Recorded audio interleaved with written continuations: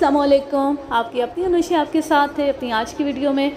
मैं उम्मीद करती हूँ कि आप सब बिल्कुल खैरियत से होंगे और मैं दुआ करती हूँ कि आप सब जहाँ रहें खुश रहें, शादो आबाद रहें, हंसते मुस्कुराते रहें। भाई मैं कायल हो गई हूँ इस बात की कि आप लोग मलिक सफ़दर हयात की स्टोरीज़ को सबसे ज़्यादा पसंद करते हैं। मैं अगर कुछ दिन तक उनकी कोई स्टोरी ना सुनाऊँ तो व्यूज़ ही नहीं आ रहे होते। तो चलें, आपने मुझे मजबूर कर दिया है कि मैं एक दफ़ा फिर से मलिक साहब को ले आऊँ। तो आज मैं जो कत्ल के असरूदात सुनाने जा रही हूँ उसका नाम है नकीब। और इसके तारुफ में एक लाइन ये कि उस नकब जन का वाक़या जो अपनी कमंद के साथ ख़ुद भी टूट गया। उन दिनों में एक छोटे से कस्बे में मुतय्यन था। उस कस्बे में एक ऐसा जागीरदार भी रहता था जिसका मकामी सियासत में ख़ासा अमल दखल था। उसका नाम हम चौधरी निज़ामुद्दीन फ़र्ज़ कर लेते हैं। उसे इंतखाब में हिस्सा लेने या ओहदा हासिल करने का शौक़ नहीं था, ताहम उसकी कोशिश ये होती थी कि सियासी और बल्दियाती इदारों में उसके ज़्यादा से ज़्यादा आदमी कुर्सियाँ हासिल करें। वो धौंस, धांधली और जोड़ तोड़ में खासा माहिर था। धौंस और धांधली के लिए वो नापसंदीदा अनासर से काम लेता था। नूरा लोहार भी उन्हीं लोगों में से था। उसका अपने इलाके में बड़ा दबदबा था और छोटे मोटे दुकानदारों से बाकायदा भत्ता वसूल करता था। मुझे उस इलाके में आए अभी चंद रोज़ हुए थे कि एक शाम एक अधेड़ उम्र शख्स थाने में आया और बावाज़े बुलंद फरियाद करने लगा। मैं अपने कमरे से बाहर निकला और शख्स मज़कूर से पूछा कि उस पर क्या आफत नाजिल हुई है। उसने अपना नाम शाकिर अली बताया और कहा उसने हाल ही में परचून की दुकान खोली थी। कुछ देर पहले उसकी दुकान पर एक नौजवान आया और कुछ सामान ख़रीदा। उसमें चावल, घी, गुड़ और कुछ दीगर चीज़ें शामिल थीं। शाकिर अली ने उसकी मर्ज़ी के मुताबिक तमाम चीज़ें तौल कर लिफाफों में डाल दी। नौजवान ने वो अशिया कपड़े के एक थैले में डाली और कीमत अदा किए बगैर चल दिया। शाकिर अली ने उसे पीछे से आवाज़ दी और कहा, मियाँ पैसे तो देते जाओ, पैसे भी मिल जाएंगे। नौजवान ने रुके बगैर कहा, मेरा नाम नूरा लोहार है, बाज़ार के सब लोग मुझे जानते हैं।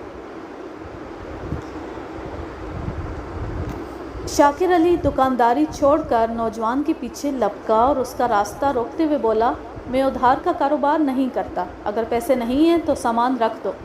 नौजवान ने उसे एक तरफ धक्का दिया और चलता रहा। शाकिर अली ने दोबारा उसका रास्ता रोका। इस मरतबा नौजवान ने उसके मुंह पर उल्टे हाथ का थप्पड़ मारा मगर रुका नहीं। शाकिर अली ने बाज़ार में खड़े होकर शोर मचाया मगर कोई शख्स उसकी मदद को ना आया। तब वो दुकान बंद करके थाने पहुंच गया। मैंने उसे तसल्ली दी और एक हवलदार को बुलाया जो काफ़ी अरसे से उस थाने में काम कर रहा था। ये नूरा लोहार कौन है? मैंने उससे पूछा। हवलदार ने कान के पीछे खुजलाया और कदरे तामल करते हुए बोला, यूँ ही फन्ने खां किस्म का आदमी है, अकड़ शकड़ दिखाने का बड़ा शौकीन है। तुम लोगों ने उसके ख़िलाफ़ कार्रवाई क्यों नहीं की? कार्रवाई तो जनाब जुर्म पर की जाती है। मैं समझ गया कि हवलदार पर्दा डालने की कोशिश कर रहा था। मैंने गुस्से से कहा, एक आदमी साथ ले जाओ और उसे फ़ौरन थाने हाजिर करो, मैं भी तो उसकी सूरत देखूं। हवलदार ने एक बार फिर तामल किया, बोला, अगर आप इजाज़त दें तो मैं उधर ही तस्फिया करवा दूँ। तुम्हारी क्या रिश्तेदारी है उसके साथ? जनाब रिश्तेदारी तो कोई नहीं है। तो जाओ फिर, जो मैंने कहा है वही करो। हवलदार सलाम करके रुखसत हो गया। मैंने शाकिर अली को अपने कमरे में बिठा लिया। तकरीबन पौने घंटे के बाद एक कवीउल जुस्सा और तवीलुल कामत नौजवान झूमता झामता मेरे कमरे में दाखिल हुआ। उसने सफ़ेद शलवार कमीज़ पहन रखी थी और गले में रेशमी मफलर डाला हुआ था। उसके घुंघराले बाल पेशानी पे फैले हुए थे। हाथ से डील डोल का आदमी था। कद 6.25 फुट के लगभग था। अस्सलामु अलैकुम सरकार। उसने हाथ जोड़कर पेशानी के सामने किए और सर को खम किया। नौकर हाजिर है जनाब। हवलदार उसके पीछे पीछे कमरे में दाखिल हुआ और बोला, मलिक साहब ये नूरा लोहार है। मैंने सर से पैर तक उसका जायज़ा लिया। उसके चेहरे पर कोई डर खौफ नहीं था। उसका रंग सांवला और जिल्द भैंसे की तरह सख्त थी, यानी मामूली फैंटी उसका कुछ नहीं बिगाड़ सकती थी। मैंने सख्त लहजे में कहा, सुना है तुम बड़े बदमाश बने फिरते हो, शरीफ लोगों को तंग करते हो। किसी ने आपको गलत इत्तला दी है सरकार, उसने बज़ाहिर आजिज़ी से कहा, लेकिन उसके होंठों पर शैतानी मुस्कुराहट थी। मैं शरीफ आदमी हूँ जी, सारा मोहल्ला मेरी शराफत की गवाही दे सकता है। میں نے شاکر علی کی طرف اشارہ کرتے ہوئے کہا، تم نے اس شریف آدمی کی دکان سے سودا لیا اور جب اس نے پیسے مانگے تو تم نے اس کو مارا اور دھکے دیے۔ یہ جھوٹ ہے سرکار، یہ شخص میرے باپ کے برابر ہے، میں اسے کیسے ہاتھ لگا سکتا ہوں؟ ہاں، پیسے میں نے واقعی نہیں دیے۔ دراصل پیسے کیوں نہیں دیے؟ میں نے ڈانٹ کر کہا، کیا تم اپنے باپ کی دکان سمجھ کر مال لے گئے تھے؟ دراصل اس وقت میری جیب میں پیسے نہیں تھے۔ اس کے ہونٹوں پر بدستور شیطانی مسکراہٹ تھی۔ یہ بات مجھے سامان تلوانے کے بعد معلوم ہوئی تھی۔ میں نے چاچا سے کہا بھی کہ گھر سے پیسے لا کر دے دیتا ہوں، مگر اس نے میرا گریبان پکڑ لیا اور گالیاں دینے لگا۔ اوئے، کوئی خدا کا خوف کر، شاکر علی نے اس سے کہا، جھوٹ نہ بول، ایک دن اللہ کو جان دینی ہے۔ چاچا، جان تو تم نے بھی اللہ کو دینی ہے، نور نے ڈٹائی سے کہا، پھر جیب سے پیسے نکال کر شاکر علی کی طرف بڑھائے، بولا، لو، اپنے پیسے لے لو، اگر کچھ جرمانہ چاہیے تو وہ بھی لے لو، میں شریف آدمی ہوں، میں نے تمہیں کہا بھی تھا کہ تھوڑی دیر میں پیسے بھجوا دیتا ہوں، مگر تم مانے ہی نہیں۔ شاکر علی نے پیسے لے لیے، پھر بولا، جناب، اس نے مجھے دھکے دیے تھے اور مارا بھی تھا۔ کیوں بھائی، تم نے اسے مارا کیوں تھا؟ میں نے پوچھا۔ وہ آدمی ہوشیار تھا سرکار، یہ جھوٹ بولتا ہے، اس نے میرا گریبان پکڑ لیا تھا اور میں نے اسے ہلکا سا دھکا دیا تھا۔ اگر آپ کو میری بات پر یقین نہ ہو تو بے شک اس کا ڈاکٹری معائنہ کروا لے، بندہ مارے تو کسی تگڑے کو مارے، اس ہماتڑ کو کیا مارنا؟ دیکھو نورے، آج تو میں تمہیں چھوڑتا ہوں، میں نے کہا، آئندہ اگر مجھے اس بات کی شکایت ملی کہ تم نے کسی دکان سے قیمت ادا کیے بغیر سامان اٹھایا تو مجھ سے برا کوئی نہیں ہوگا، سمجھے؟ بہت بہتر سرکار، اس نے جواب دیا اور شاکر کو گھورتا ہوا رخصت ہو گیا۔ اگلے روز ایک شخص جس نے سیاہ شیروانی اور ترے دار پگڑی پہن رکھی تھی بڑے کروفر سے تھانے میں داخل ہوا۔ اس کی گھنی مونچھوں میں سفیدی جھلک رہی تھی اور کندھے پر ہولسٹر لٹک رہا تھا۔ اس کے ساتھ 3 یا 4 مصاحب بھی تھے جن کو اس نے باہر روک دیا اور ایک خاص انداز سے چلتا ہوا میرے کمرے میں داخل ہوا۔ اس کی چال میں تکبر اور تحکم پایا جاتا تھا۔ میں نے پہلی نظر میں اس شخص کو ناپسند کرنا شروع کر دیا۔ آپ شاید اس تھانے میں نئے آئے ہیں، اس نے رسمی کلمات کے بغیر کہا۔ کیا نام ہے آپ کا؟ میں نے اس کے سوال کو نظر انداز کرتے ہوئے کہا، اس تھانے میں نیا ہوں، کام میں نیا نہیں۔ کیا آپ کوئی رپورٹ درج کروانا چاہتے ہیں؟ شاید آپ نے مجھے پہچانا نہیں، میں نے خشک لہجے میں کہا۔ پہچان کروانے سے ہوتی ہے، آپ کام کی بات کریں۔ میں چودھری نظام دین ہوں، اس نے تیوری چڑھائی۔ میرے علاقے میں جو بھی نیا تھانے دار آتا ہے وہ مجھے سلام کرنے ضرور آتا ہے۔ سلام کرنا سنت رسول اور نیک کام ہے، میں نے کہا۔ کہتے ہیں کہ جو شخص کسی کے گھر یا دفتر میں داخل ہو، سلام کرنا اس پر واجب ہوتا ہے۔ وہ میری اس بات پر تل ملا کر رہ گیا۔ میں نے اپنا تعارف کراتے ہوئے کہا، مجھے ملک صفدر حیات کہتے ہیں، اگر کبھی ضرورت پڑی تو میں آپ کے پاس ضرور آؤں گا۔ میں نے سنا ہے کہ آپ نے کل ایک بے گناہ شخص کو تھانے میں بلا کر ڈرایا دھمکایا تھا۔ وہ اصل بات کی طرف آ گیا۔ میں اس کا اشارہ سمجھ گیا۔ میں نے کہا، جس شخص نے آپ کو یہ خبر دی ہے اس نے جھوٹ بولا ہے۔ میں یہاں غریبوں اور کمزوروں کو لوٹنے نہیں، ان کی حفاظت کرنے آیا ہوں۔ وہ غصے سے بولا، ملک صاحب، یہاں وہی تھانے دار رہتا ہے جس سے ہماری خوشنودی حاصل ہوتی ہے۔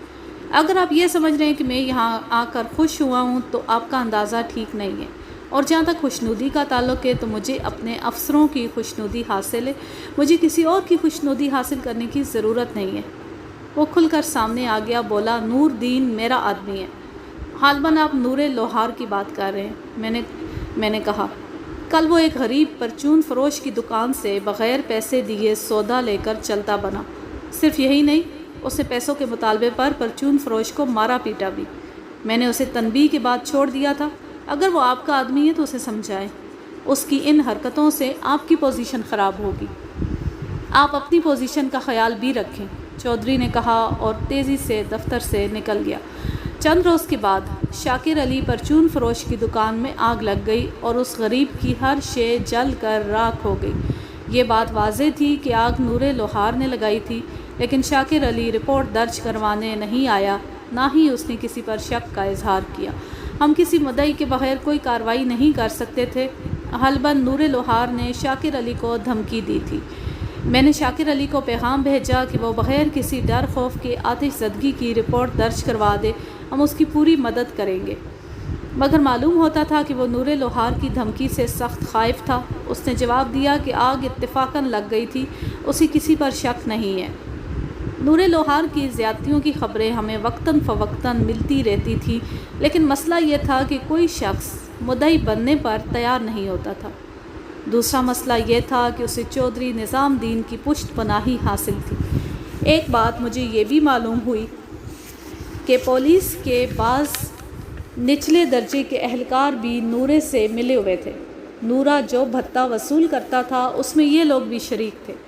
ان حالات میں کسی بدماش پر ہاتھ ڈالنا خاصا مشکل ہوتا ہے۔ ایسی پکڑ دھکڑ کا کوئی فائدہ نہیں ہوتا جس میں کوئی مضبوط کیس نہ ہو۔ ملزم 4 روز کے بعد ضمانت پر رہا ہو جاتا ہے اور دوبارہ دن دناتا پھرتا ہے۔ میں نے نورے پر نظر رکھ لی تھی اور کسی مضبوط کیس میں اسے قابو کرنا چاہتا تھا۔ کچھ عرصے کے بعد لوکل باڈیز کے انتخابات کا اعلان ہوا اور امیدواروں نے انتخابی مہم شروع کر دی۔ میں جس قصبے کی بات کر رہا ہوں اس میں کل 3 امیدوار تھے۔ پہلا امیدوار نورا لوہار تھا۔ اس نے جو پوسٹر وغیرہ چھپوائے اس میں بڑا زوردار قسم کا نام لکھا تھا۔ کسی نے اسے صلاح دی کہ بھٹی ذات اور لوہار کی بھٹی میں کوئی خاص فرق نہیں، اس لیے اس نے خود کو لوہار کے بجائے بھٹی لکھنا چاہیے، لہٰذا وہ نور لوہار سے نور دین بھٹی بن گیا۔ دوسرا امیدوار ایک چھوٹا زمیندار تھا اور زیادہ پاپولر نہیں تھا۔ اس کے بارے میں یہ افواہ تھی کہ وہ درپردہ چودھری نظام دین سے ملا ہوا تھا۔ تیسرا امیدوار ایک ڈاکٹر تھا، اس کا نام بشارت علی تھا۔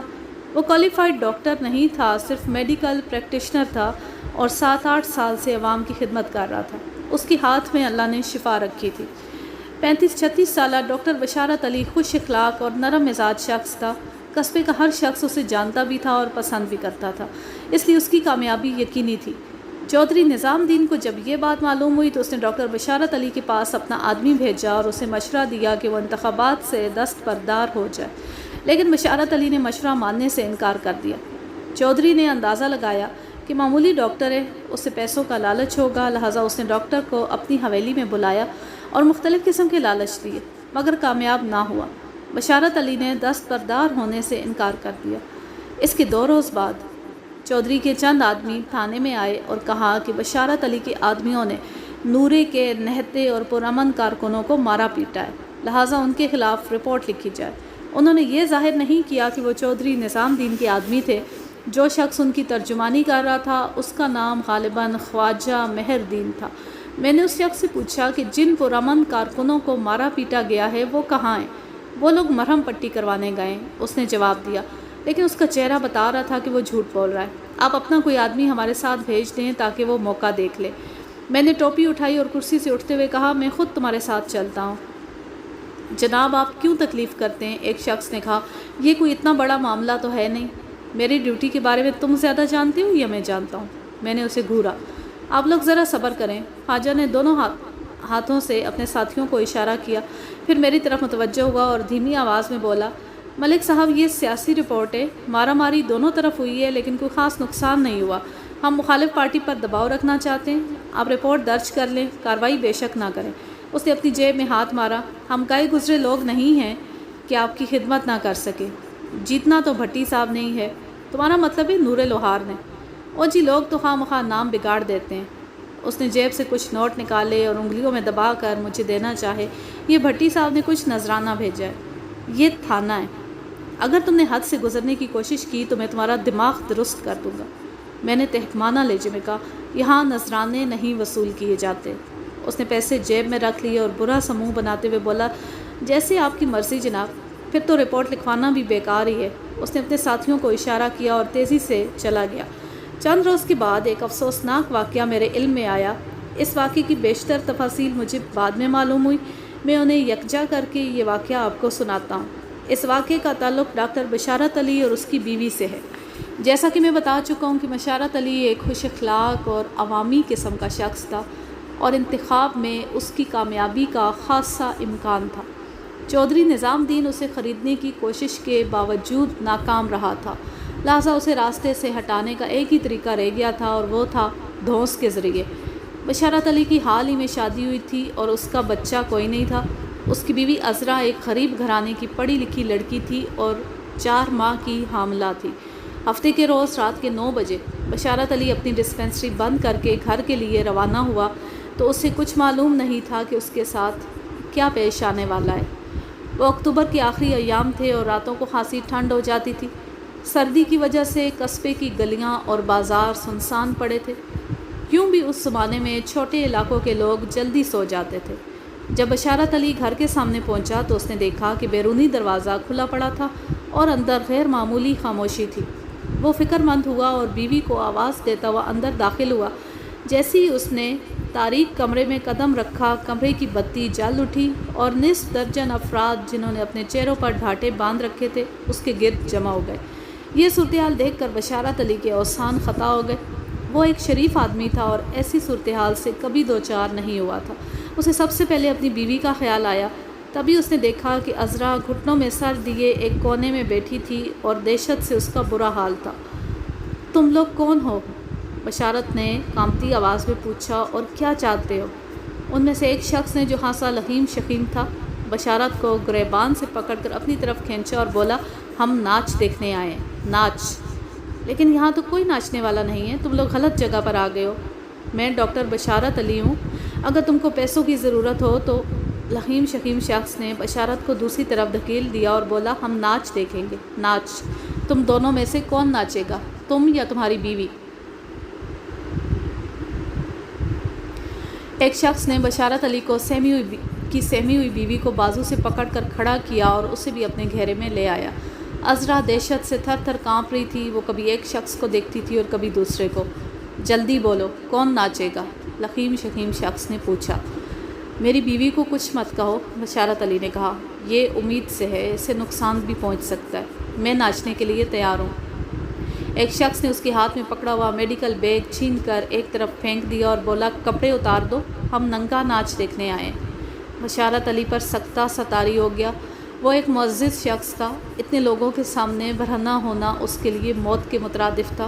اس نے عاجزی سے منت کرتے ہوئے کہا، میں ایک شریف اور عزت دار آدمی ہوں، میرے ساتھ یہ سلوک مت کرو، میری کسی کے ساتھ دشمنی نہیں ہے، آخر تم لوگ میرے ساتھ یہ سلوک کیوں کر رہے ہو؟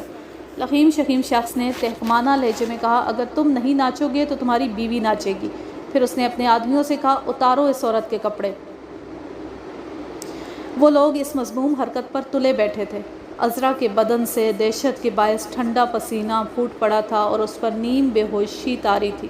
یوں معلوم ہوتا تھا وہ کسی وقت بھی گر پڑے گی۔ بشارت علی نے بیوی کی حالت سے پریشان ہو کر کپڑے اتارنا شروع کر دیے۔ اس کے بعد جو کچھ ہوا تہذیب اس کے بیان کی اجازت نہیں دیتی۔ یہ بات بڑی واضح تھی کہ لخیم شخیم شخص نورہ لوہار تھا۔ بشارت علی نے اسے پہچان لیا تھا اور اپنے ایک قریبی دوست کو بعد میں اس کے بارے میں بتایا بھی تھا۔ نور لوہار اور اس کے ساتھیوں نے بشارت علی کو اس کی بیوی کے سامنے ذلیل کیا اور آخر میں اسے برہنہ حالت میں گھسیٹ کر گلی میں لے گئے۔ بشارت علی برہنہ حالت کے باعث اپنی مدد کے لیے شور بھی نہیں مچا سکتا تھا۔ نورے نے اسے گلی میں لے جا کر کہا، بشارت علی، سیاست تمہارے جیسے شریف آدمیوں کا کھیل نہیں ہے، اگر باز نہیں آؤ گے تو اگلی دفعہ تمہیں اپنی بیوی کا ناچ دیکھنا پڑے گا۔ اس کے بعد یہ شیطانوں کا ٹولہ کہہ لگاتا ہوا وہاں سے رخصت ہو گیا۔ بشارت علی سردی اور احساس ذلت سے کانپتا ہوا اندر پہنچا۔ شور کی آواز سن کر کچھ لوگ گلی میں نکل آئے تھے اور صورتحال جاننے کی کوشش کرنے لگے تھے۔ بشارت علی نے جلدی سے کپڑے پہنے اور اپنی بیوی کی طرف متوجہ ہوا جو ٹھنڈے فرش پر بے ہوش پڑی تھی۔ اس نے عذرا کو اٹھا کر بستر پر لٹایا اور اسے ضروری طبی امداد دینے لگا۔ گلی میں نکل آنے والے پڑوسیوں نے اس کا دروازہ کھٹکھٹایا۔ وہ جلدی سے دروازے پر پہنچا اور لوگوں کے استفسار پر صرف اتنا کہا کہ اس کی بیوی کی طبیعت اچانک خراب ہو گئی تھی اور کوئی بات نہیں تھی۔ بشارت علی کی پوری کوشش کے باوجود عذرا کی حالت نہیں سنبھل سکی اور اس نے 24 گھنٹے کے بعد دم توڑ دیا۔ وہ سراسر قتل کی واردات تھی، لیکن بشارت علی نے رپورٹ درج نہیں کروائی۔ وہ اس تذلیل کے باعث جو اسے نورے اور اس کے ساتھیوں کے ہاتھوں برداشت کرنا پڑی تھی، ایسا دل برداشتہ ہوا کہ کئی روز تک گھر سے باہر نہیں نکلا۔ پھر انتخابات سے چند ہفتے قبل وہ خاموشی سے قصبہ چھوڑ کر چلا گیا۔ مجھے اس کے جانے کے بعد حقیقت معلوم ہوئی، ورنہ میں نورے کے خلاف ضرور کارروائی کرتا۔ آج کے لیے بس اتنا ہی۔ لوگ ظلم کرتے ہوئے اندھے ہو جاتے ہیں اور وہ یہ نہیں سوچتے کہ ایک دن اس کا حساب ہونا ہے۔ اگلے پارٹ میں ہم دیکھیں گے کہ ملک صاحب نے نورے کے خلاف کیا کارروائی کی اور آگے نورے نے مزید ایسا کیا گل کھلایا جس کی وجہ سے ملک صاحب اس پر ہاتھ ڈال سکے۔ اب میں لیتی ہوں آپ سے اجازت، جہاں رہیں خوش رہیں، شاد و آباد رہیں، ہنستے مسکراتے رہیں۔ اللہ حافظ، اللہ نگہبان۔